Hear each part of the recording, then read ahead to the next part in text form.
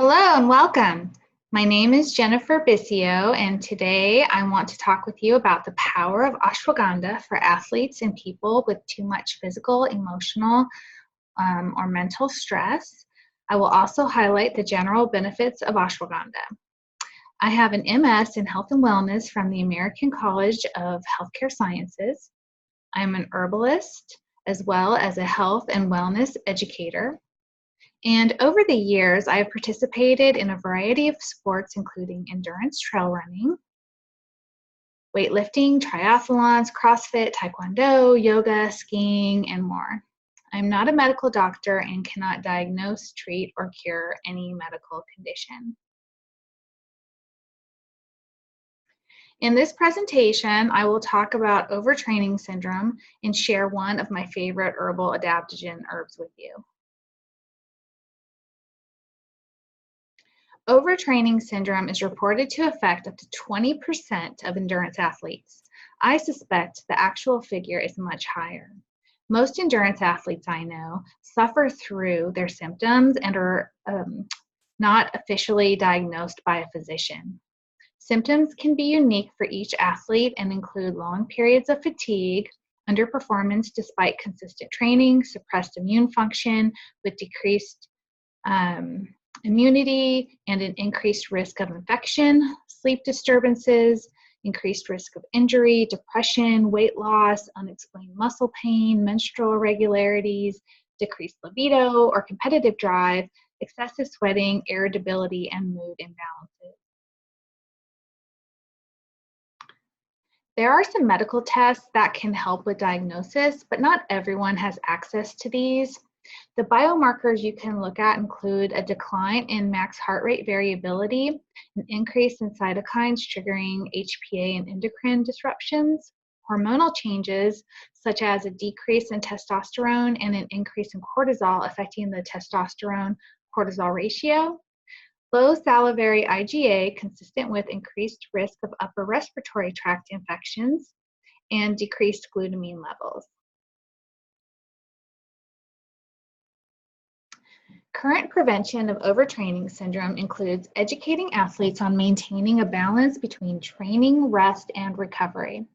Athletes are advised to get ample sleep, periodize their training, taper before competitions, consume adequate and appropriate calories, including carbohydrate consumption, avoid training in extreme weather conditions, hydrate properly, and rest when sick or overstressed.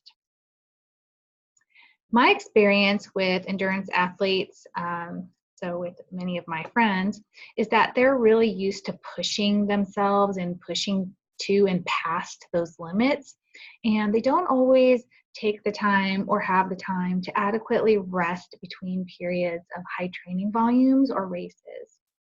This, coupled with many hours of intense activity, makes endurance athletes more prone to overtraining syndrome than athletes in other sports.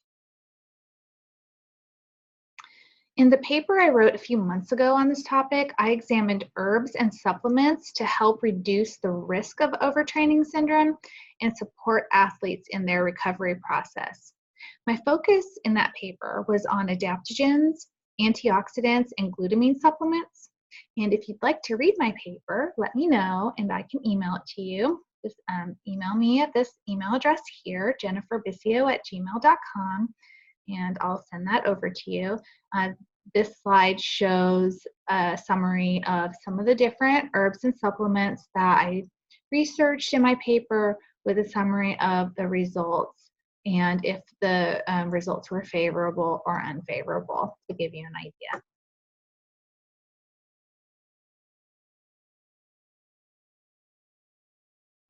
One of the herbs I was most impressed with in my research was ashwagandha.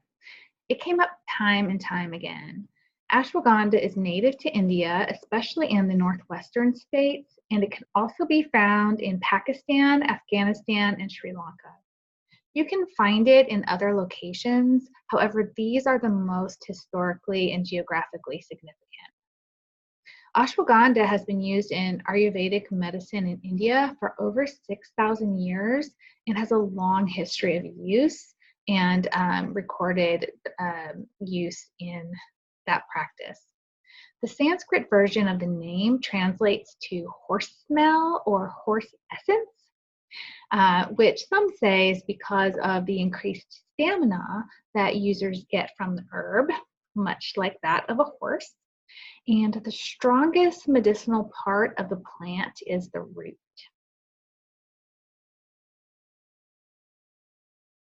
Ashwagandha is an adaptogen herb, and adaptogens are generally known as herbal supplements that mitigate the stress response and its impact on the immune and neuroendocrine systems and increase physical and mental endurance.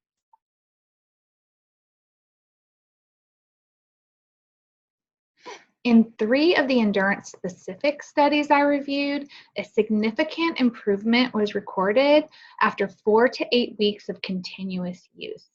The dosage ranged from 500 milligrams once a day to 500 milligrams twice a day, with no recorded side effects.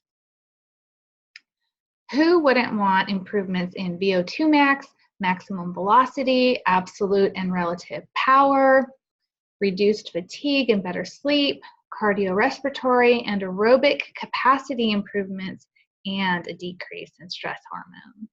So all of those things really were exciting to me.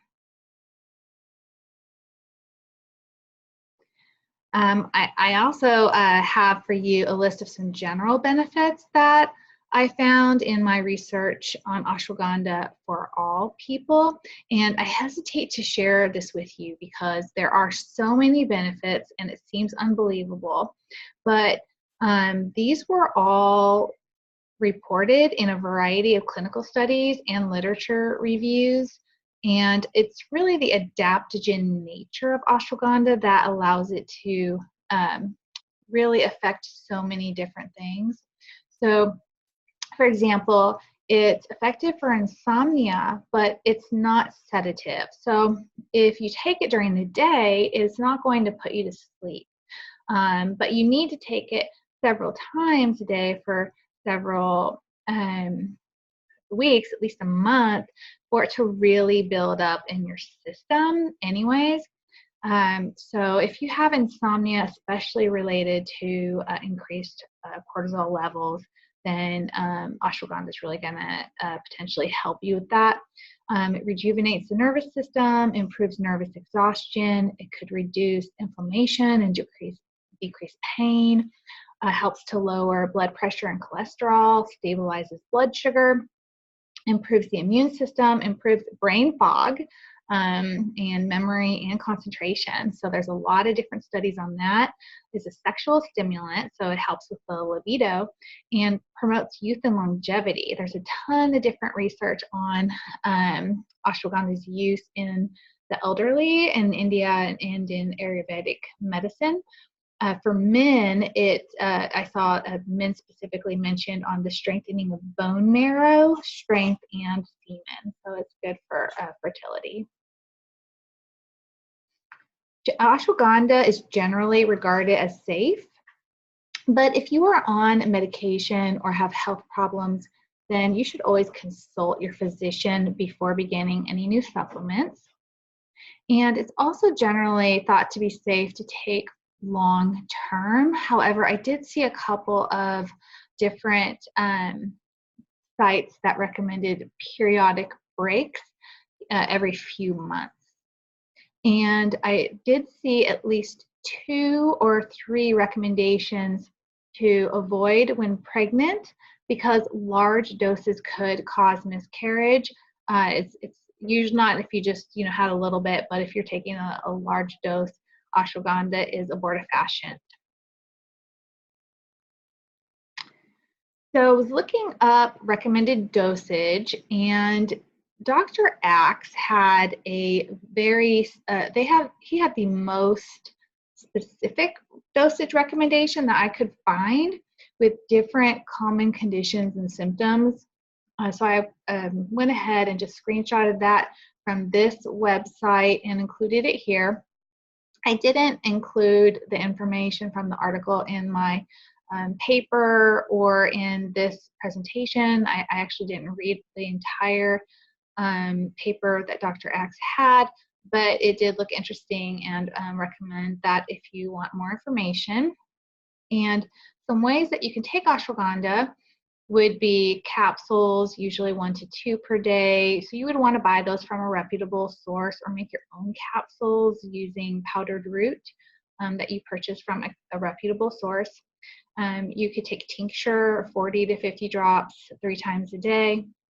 You can make a decoction out of the root, or a tea using the powdered root. And I often will use the powdered root in a smoothie, or you can mix it with water, 1 to 2 teaspoons per day.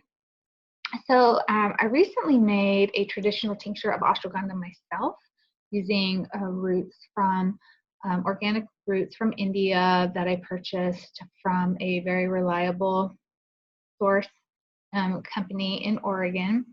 And the way I did that was I purchased the root, and I took 100 proof vodka.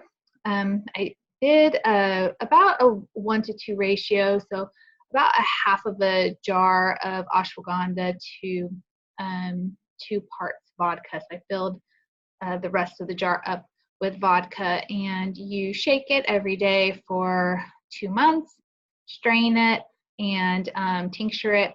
Now, a lot of instructions will say to use a 1 to 3 ratio, so mine might be a little bit strong, but I did create or make enough that I shared some with some of my friends over Christmas, and I have more that I had wanted to share with some of my endurance friends, and that's kind of what prompted this video. Was I had given some ashwagandha tincture as gifts, and I said, hey, I haven't had time to put together any information, but I'm going to do that and share it with you. Here's some ashwagandha tincture, and I'll tell you later what it's for. So if you are someone that I know and you wanted to try some of my ashwagandha, let me know, and as long as I have some, I'd be happy to give you some to share with you. So if you are taking the tincture that I shared with you as a gift, then you're going to want to do that 40 to 50 drops 3 times per day, and really be consistent about that to get the benefit. The next few slides I have here are references that I use to put this information together for you. And if you have any questions or would like any additional information, just shoot me an email at jenniferbicio@gmail.com, and be happy to answer your questions if I have those answers. Thanks.